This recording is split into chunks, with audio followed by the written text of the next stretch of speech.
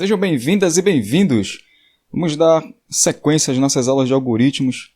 Dessa vez a gente vai falar sobre tomada de decisão, que também é conhecido como estruturas condicionais.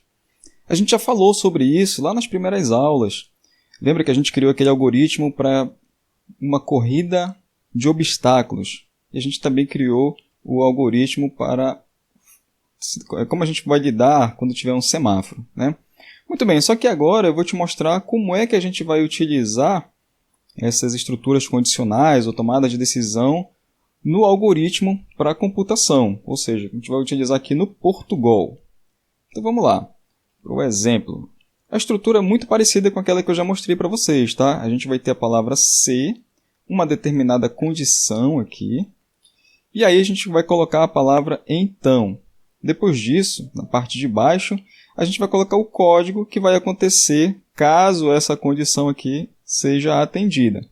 Tá, mas que condição é essa? Bem, aqui nessa condição, a gente vai utilizar aqueles operadores que eu venho falando nas últimas aulas. Lembra que a gente falou sobre operadores aritméticos, operadores relacionais e os operadores lógicos. Terminou aqui esse bloco, a gente tem que acrescentar essa palavrinha aqui, fim C. Percebe que são duas palavras, mas elas estão juntas como se fosse uma só palavra, tá? Então isso aqui ele vai delimitar o nosso bloco. O bloco começa aqui no C e vai terminar no fim C. Aqui nessa parte de código podem ter várias linhas, tá? Pode ter uma linha só, mas pode ter várias também. Geralmente, né, a gente utiliza aqui o C e o C não, ou seja, para que isso daqui? Caso essa condição aqui ela não seja atendida, então vai ser realizado um outro código, tá? Uma outra coisa que vai acontecer, tá bom? Então, o C não é para isso aqui, tá? A gente teve um C, uma determinada condição. Caso isso aqui seja verdade, então é realizado esse código aqui. Caso isso aqui não seja verdade, então vai ser executado o C não, ou seja, o código que está dentro do C não. Percebe também aqui esse espaço que tem, né? Ou seja, a indentação, né? Lembra que eu falei sobre essa indentação desde as primeiras aulas, né? Ou seja, esse código que está aqui dentro, ele só vai acontecer caso essas condições aqui, né?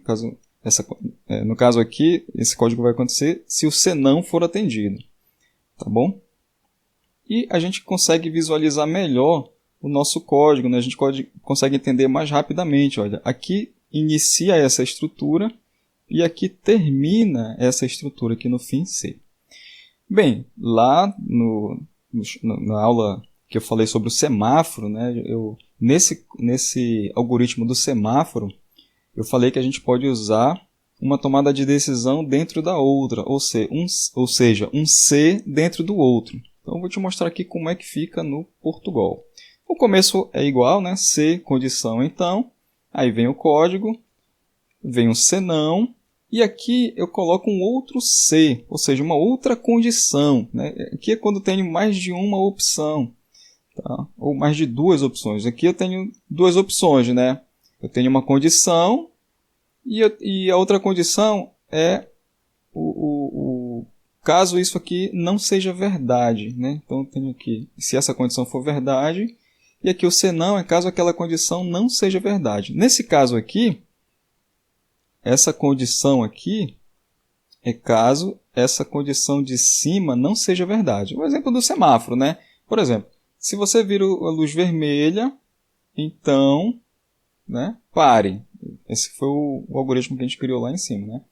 Se não, ou seja, caso isso aqui não seja verdade, né, caso isso aqui não seja vermelho, o que, que acontece? Bom, eu tenho mais duas opções, então eu preciso de um C dentro de outro.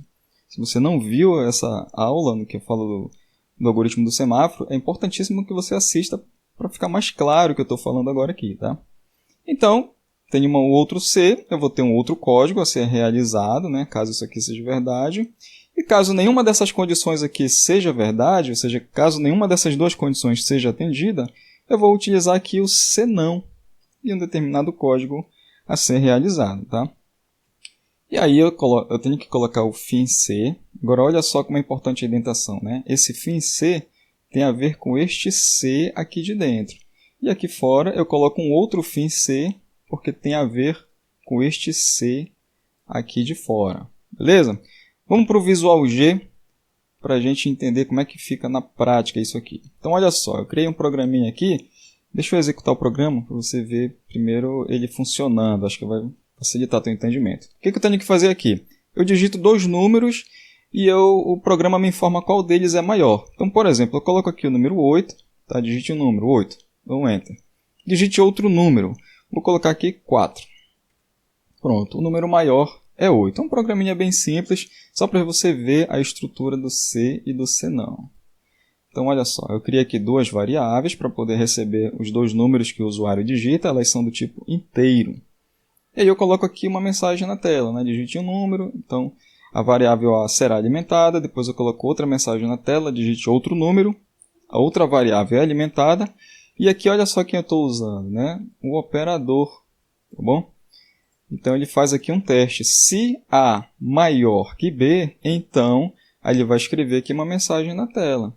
Se não, olha só, se A, vai colocar uma condição dentro da outra, olha só a indentação aqui. Olha. Se A é menor que B, então o número maior é a variável B. Tá? Se não, ou seja, se o A não é maior que B e nem menor que B, o que acontece? Os dois são iguais, né? Então aparece aqui a mensagem, os dois são iguais. Vou executar de novo aqui. A gente vê, vou colocar em tela cheia. Ó, vou digitar um número aqui. Eu já coloquei o primeiro maior, né? Vou colocar o primeiro menor, né? Agora eu coloquei 8, eu vou colocar 8 de novo. Tá? O segundo número eu vou colocar 9. Ó, o número maior é 9, certo? Vou executar mais uma vez. Tá?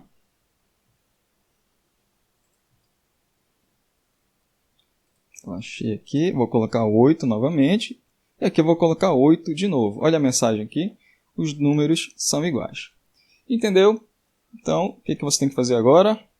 Reescrever esse algoritmo, né, para você praticar e tenta fazer alterações nesse algoritmo ou escrever outros algoritmos para que tu entendas melhor. Beleza? Então é isso. Forte abraço e até a próxima.